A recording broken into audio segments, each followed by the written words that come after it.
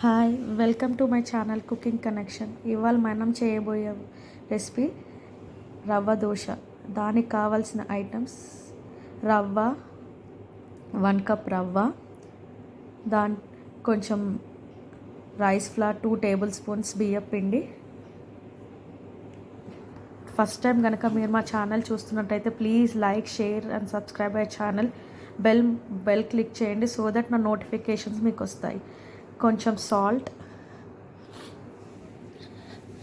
1 cup rice, 3 table spoons of బియ్యం పిండి, రుచికి సరిపోయేంత సాల్ట్, కొన్ని మిరియాలు, కొంచెం జీలకర్ర,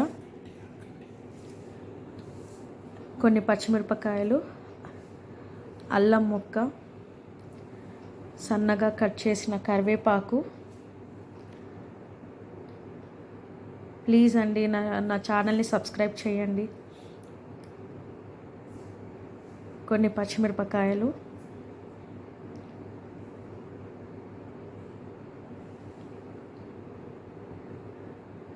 ప్లీజ్ కమెంట్ మీకేమైనా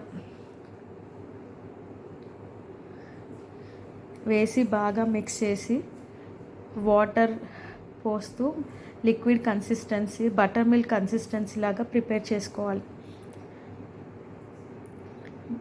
బటర్ మిల్క్ ఎలా ఉంటుందో ఈ రవ్వ బ్యాటర్ అలా ఉండాలి. తర్వాత పాన్ పెట్టుకొని పాన్ని ఫస్ట్ ఆనియన్తో బాగా గ్రీస్ చేయండి. అప్పుడు మీకు రవ్వ దోశ పెంక కతుక్కోకుండా వస్తుంది.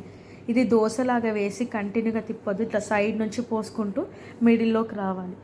వచ్చాక బాగా ఫ్రై చేసి ఫ్లిప్ చేసి ప్లేట్లో తీసుకోండి. ప్లేట్లో తీసుకొని మీ ఫేవరెట్ ఎనీ చట్నీ ఆర్ పొడితో సర్వ్ చేసుకోండి.